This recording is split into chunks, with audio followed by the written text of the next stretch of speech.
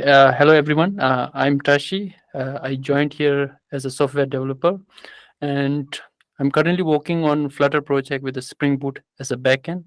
And in this presentation, I'll be discussing brief about introduction about the Spring Boot. Okay, and I'll start with the what is Spring Boot, and then why Spring Boot over other framework, right? Then we will see how to install and get started with the Spring Boot, and there are some of the features that we will be discussing. And Spring Boot has few more components. After that, we can have a look at how the Spring Boot architecture works, and then we will wrap up with the Q&A. All right. So, what is Spring Boot? So, as we all know, Spring is a very old framework. What does Spring Boot compare to the Spring phase? That Spring Boot is a Spring-based framework, mostly that we can use to the building REST API, not just limited to the REST API. If we want to build any web application with JavaScript or HTML or CSS, we can still do that. But Spring Boot is mostly commonly used to develop REST API. All right.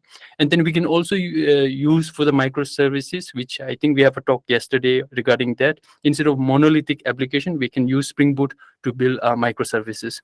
All right, and then Spring Boot let you create a standalone production grade application without doing much of a work. So it's a lightweight framework. And then Spring Boot is also known as annotation driven framework. That means you will see a lot of annotation like at the component scan, at the AutoWire, and a lot of annotation. So it's a annotation driven framework. And those of you who are new to the Spring Boot, we can you can think of Spring Boot as an Express.js of JavaScript, or a Django or Flask of Python. Okay, so this is a brief introduction about Spring Boot. Now let's talk about why do we need to go for the Spring Boot over any other framework, right? Now we all know Spring Boot uses a Java or any Kotlin framework language to build application. That means we all know Java has a very mature and thriving opportunity, and then we have a long-term support for the Java and maintainability.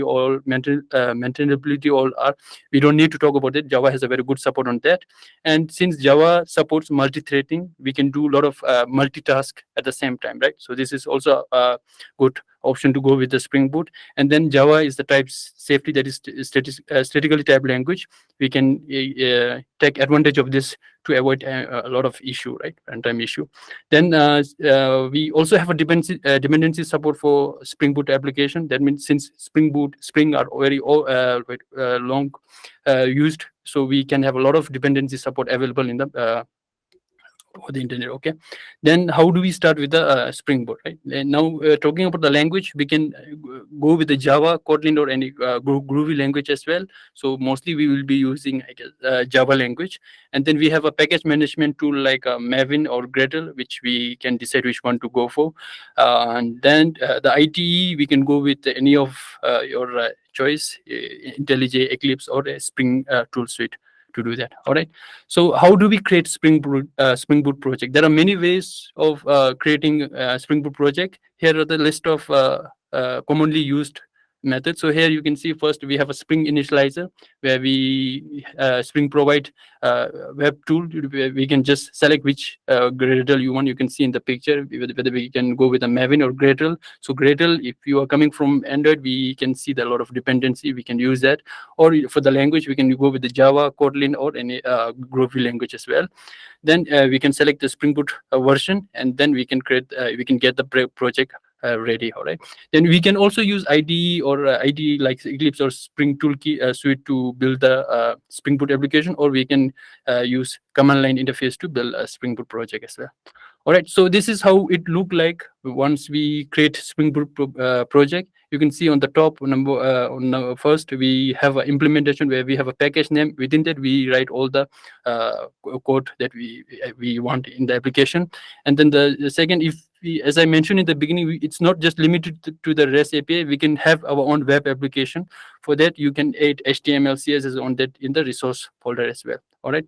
And the third, application.properties are the properties that we need for the application, such as the database detail or log detail or any environmental variable, right? We can define in the application dot properties. Okay, and at the last we have a pom.xml. You can think of this as a package.json in a JavaScript framework, where we define all the required dependency for the application. All right. So this is how general Spring Boot project look like when we create Spring Boot project. All right, let's discuss about some of the feature that Spring Boot provide. So first, we can see it's embedded Tomcat support. That means in earlier version of Spring, we need to have we need to download external Tomcat. Then we have to set up all the work. But Spring Boot provide a lot of easy way. We will get built-in, say, embedded Tomcat, where we can just set up and run it easily. All right. Then we can also get an in-memory database for development. So if you are building any application for development, we can just use H2 database without doing much of a work and set up the database. Okay. Then the logging support.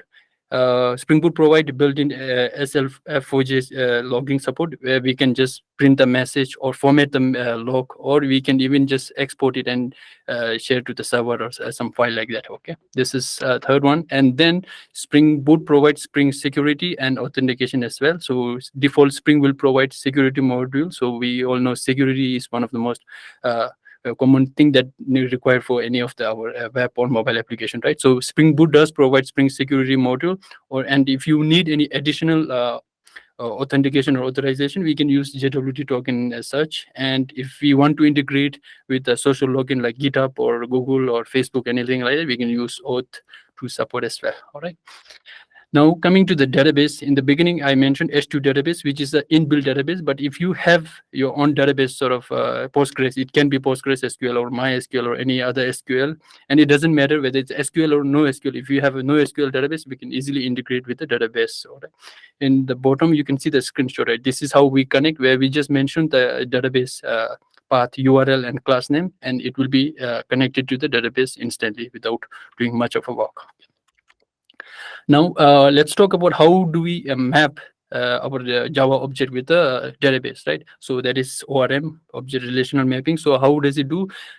Spring Boot provide JPA, that is a Java persistent API, where through which we can easily map our class with a entity. So here you can see in the screenshot, we have at the red entity. As I mentioned in the beginning, Spring Boot is annotation driven. So you will see a lot of annotation here. In this case, we can see at the red entity, at the red table, which indicate that this is a trip table. Table name is trip. And then you can see a lot of field trip ID, column name, and then ID, generate value, and all that stuff, right? So yeah, this is how Spring Boot communicate with your Java object. And now coming to the CRUD operation. So at the end of the day, we all need to do some sort of transaction with the data, right? So Spring Boot provides JPA, right? And within the JPA, we have a repositories options where we don't need to write our own logic. You can see there are a bunch of methods, .save, .find all, .find by ID. All these come out of the box. We can simply just use this method. All right. And then if we want to have our own sort of method or implementation, we can use custom row query, build a method, and then we can easily access our database.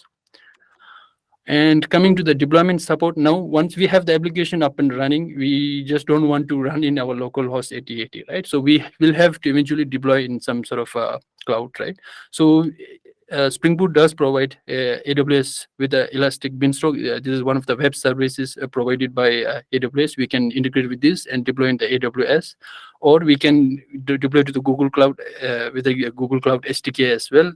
And if I'm not wrong, even we can deploy in the Microsoft Azure as well. So this all can be done with the GUI, with the UI interface, or we can use some command line interface. They does provide command line interface through which we can deploy this Spring Boot. So talking about the deployment, we also have option to get the jar file or wire file. So these are the two file which we will get at the end. So when our application is completed, right, we can either generate a jar file which we can deploy, or wire file which we can deploy, right? So both, you can go with any one of them, and then we can deploy in the cloud. Okay. Then coming to the testing, Spring Boot again does provide Spring Boot starter test project, which has a lot of all the common dependency, and we can just use it and test our application. So it's again, we don't necessarily look into any other third party or any other plugin. Spring Boot does provide starter test project as well, and then we can use some test container to database test as well.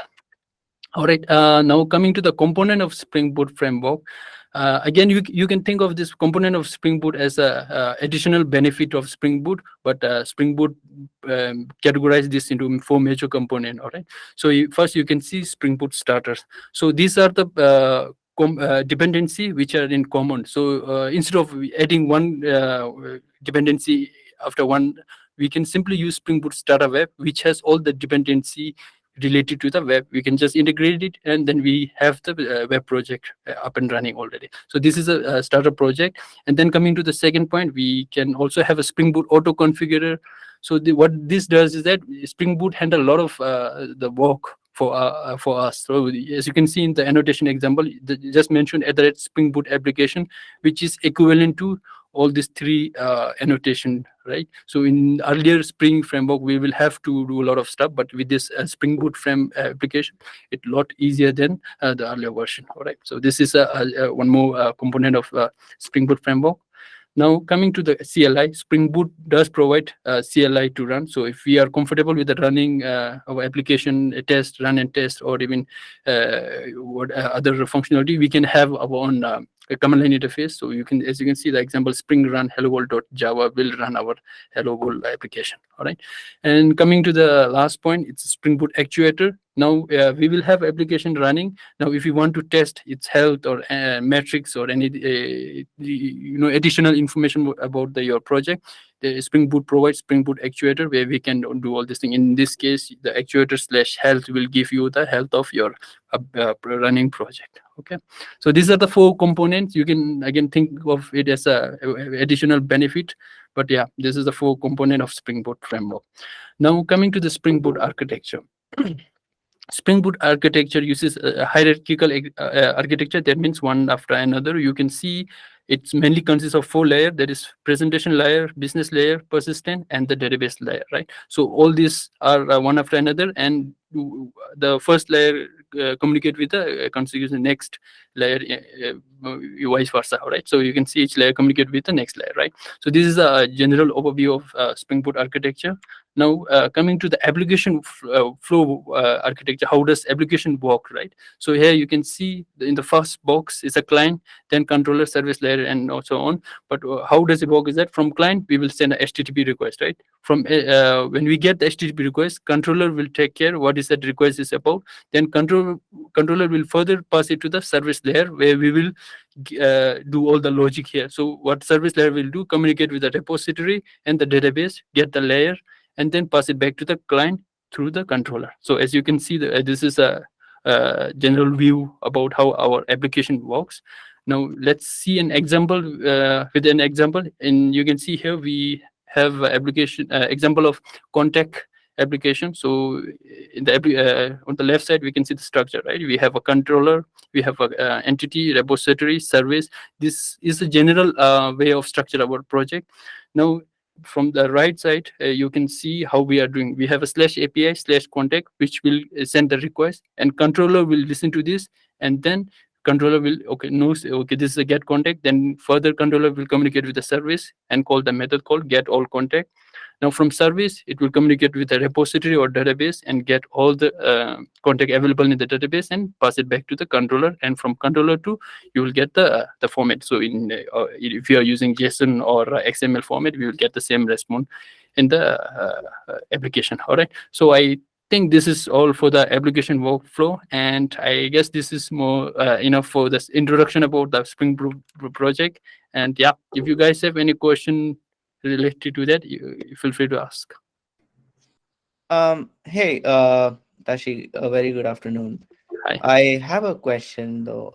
So, I mean, as you were suggesting that we can make use of Spring Boot for all our applications, why do you think we cannot go for Spring and like rather go for Spring Boot in such scenarios?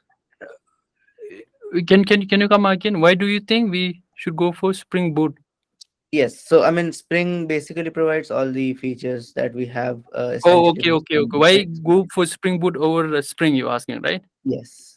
Yes, so there are a lot of thing. I mean, it's limitless. So Spring has a lot of I won't say disadvantage. We need to have a lot of configuration need to be done. Especially we need to play around with the XML and all the stuff. How does Spring Boot come into picture? Is that Spring require a lot of work to say even the setup with the server. As I mentioned in the beginning, we need to download all this configuration and library dependency. Even the Tomcat also we need to download externally manually and then set up with the Spring application, and then we will get the running. So we can think of Spring as a framework of framework. It's a very big project, whereas Spring Boot provide open-ended problem. So whatever you are I mean general approach of how we are building REST API, right? Spring Boot provide out of the box, use this and you will have the application up and running. So Spring Boot solve a lot of problems, especially the annotation. In case of Spring, we have to list out a lot of annotation to do that.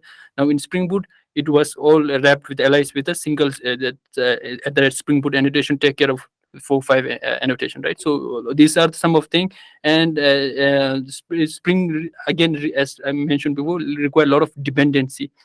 So each dependency we have to manually externally download it. But in Spring Boot we will easily get starter project, starter test, and the JPA. All these are some of the ready-made a dependency which we can just use and run the application.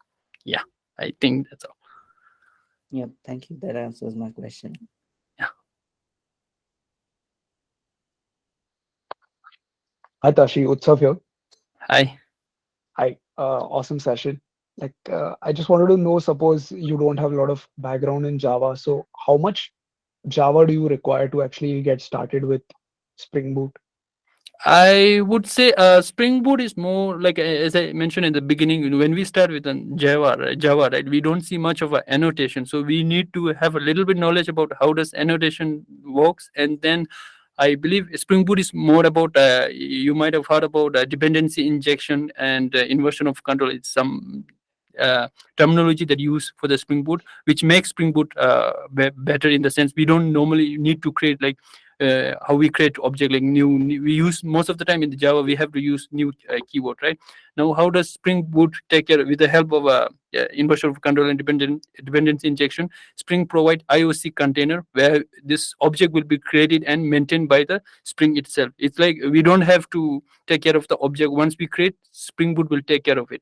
But as I said again, to know understands this Spring Boot at core, first we need to have this concept about how this object are being created, how object are being maintaining, and then this purchase supply. There are a few terminologies are there we need to be aware of. But then coming to the Java, if we have a basic knowledge about Java, I think it's more than enough to go with the Spring Boot, I guess. Yeah, thank you. Okay, awesome. Thanks. I think Thank you. Rajesh also has a question. So, Yeah. Rajesh, you can go ahead and unmute yourself and ask. Hi, Tashi. Hi. I wanted to know what is the purpose of the repository component? Yes, so Spring Boot is architecture in such a way that we don't necessarily need to implement all at once. So I mean we can do it, but it was architecture in the sense to make our application more what do you call readable or presentable. There is a standard pattern that we have to follow. That means from the controller it will start, which will just take care about the URL which we are getting, and it will map to the service. Now from service to repository, right? Now your question was what is the why do we need for repository, right? Now repository is the path where we communicate with. It's again we have to extend. It's a interface which we extend, and from repository we will get all the operation that we are getting. So without repository, right, we can't communicate with the I mean, when you are using Java Persistent API, JPI, which I mentioned in the beginning, if you are using it, then what JPA does, repository does is that it will communicate with a database. So without repository, we can't communicate with that. So with help of JPA, it will communicate with the database, get the required data, pass it to the service, and from service to controller. This is how workflow of the application. But yes, again, repository is required to communicate with the database. Correct. Okay, Yeah. got it. Thank you. Hi, Kunchok. Hi. as you said about annotations, Okay. how do we know that which annotations we need to use to test our code? Suppose there is any program. So Okay. how will you find out that which annotation we have to use for testing our code in Correct, that? correct. I would suggest. I mean, you should. We can refer Spring Boot documentation. I believe. I mean, it's a bit lengthy, but if you go for the proper what do you call? If you need a specific check, like right now you were saying which annotation to pick, right? Which one to use? There is a list of annotation that we can look out. Say just now we were discussing about repository and service, right?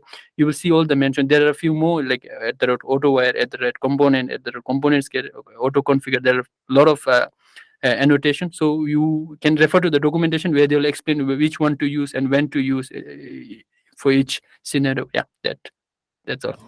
Thank you. Okay, sure. Thank you. Yeah, so just one follow-up question, Tashi. Like Sure, sure. you mentioned that there's a repository layer. So Correct. is it like in the repository layer, that's where all the transactions will happen? So all the actions which will be for the database, all that happens there. So what Correct, is correct. the okay, so Mhm. like what is the actual difference between the service? Like if you're coming from Express background, okay, so usually what we do is like in the service, that's where we'll usually have all these transactions. So why have this repository layer? Like what is the advantage of that? Yes. So to have our application, Spring Boot application have a proper architecture, right? We can use. Otherwise, I mean, as I was saying, we can have all this in a one file itself, and at the right component will has all this feature. So we can have this all transaction in that page or file itself. But instead, if we have a proper architecture, right, proper structure, we know where we have the what do you call controller, which doesn't contain any logic or implementation. So we can just navigate from there to, and then we can see, okay, this is a service layer which has the logic. Then we can track I mean from where this service layer, from where which repository we are trying to fetch the data. So this way we'll have a proper structure of our application, and then next time when we want to enhance or when we want to add few more feature, right, it will be a lot easier than adding all the code in a one file, or any of this mixing with code with any of this layer, right? So we will, if we have this proper structure, we can easily migrate or add new feature or test. Even the testing also will be a lot easier with this structure. Yeah. Thank you. Thanks, that makes sense. Thanks a lot. Guessing there's no more questions, but Tashi, any suggestions from your end? Any tips you would like to end the session with?